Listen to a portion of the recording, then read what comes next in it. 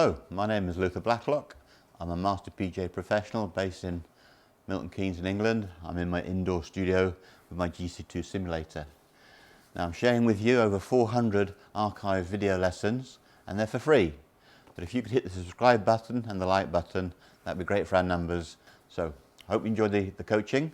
And my subject on this piece is on Paul Casey. So people often ask me, Luther, as a teaching pro, what is one of your favourite swings? Well, I've always been a Tom Watson fan, and I think Tom Watson's swing, more than any, has stood the test of time. He really should have won the Open at Turnberry.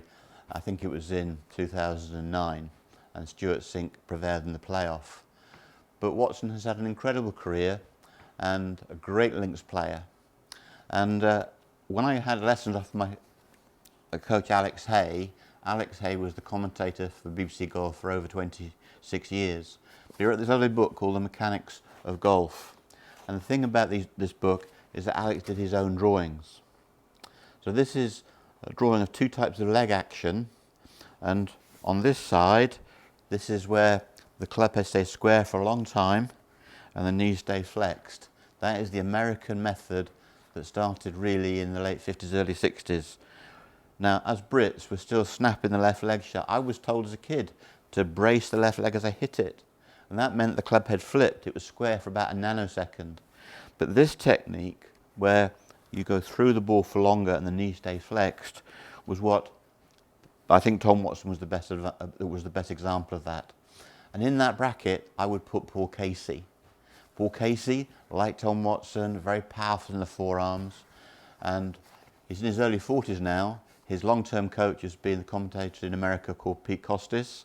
But I've always liked the crispness and the delivery of Paul's swing, because to my mind, it's in the classic Tom Watson sort of bracket, really. So there we have it. Paul Casey. Let's talk a little bit.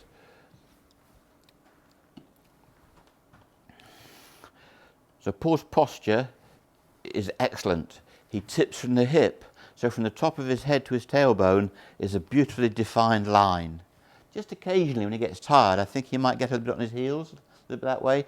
But generally, he's always had great posture and an orthodox grip. Now, being strong, his forearms are twice the size of my forearms. He's able to swing the club on a fairly upright plane.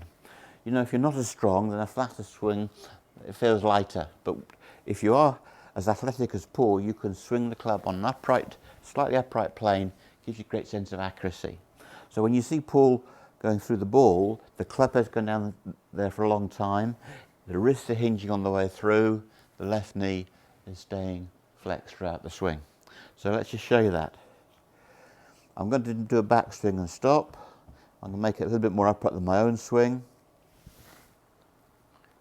I'm in plane though, you can see that. Okay. Now when you live above plane, it's accurate because the form rotation is quiet. So here we go.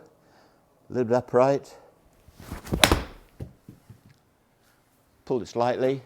But for me, the feeling was that I was going down the line for a long time. So you can see, if I get on the line, my left knee stays flexed right through to the finish of the swing. If the left leg straightens, then it's quite an easy thing to pull it, and you've lost the mass. Okay. So, through the 80s, David Ledbetter, a lot of golf was played from here, and people stood up and played a fade. And Paul didn't really ever go down that road very much. His swing has really stayed as it was, and the same is true of Tom Watson. That crisp, upright movement is a fabulous movement, I believe, and it's the one that, I suppose if I wanted to give a model, I think Tom Watson would be my favourite, and Paul Casey, to my mind, would be in that group. So here we go. Slightly upright, into the shot, down the line, upright finish, crisp. None of this. That'd be the worst thing for Paul. If Paul were to stand up, the ball would go left, going left, get in a bus and go completely left. So here we go. A little bit on the upright side. Load.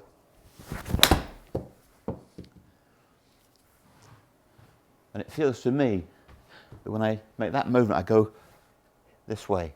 The thing that I don't want is going that way.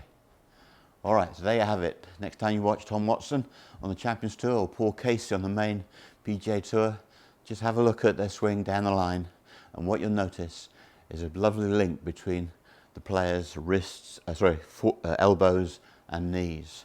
Okay, both Casey and Watson, the elbows and the knees are working in sync. There's no jumping, there's no straightening. You can play golf with a straightened left knee. If you do that, you tend to be in the fade spin family.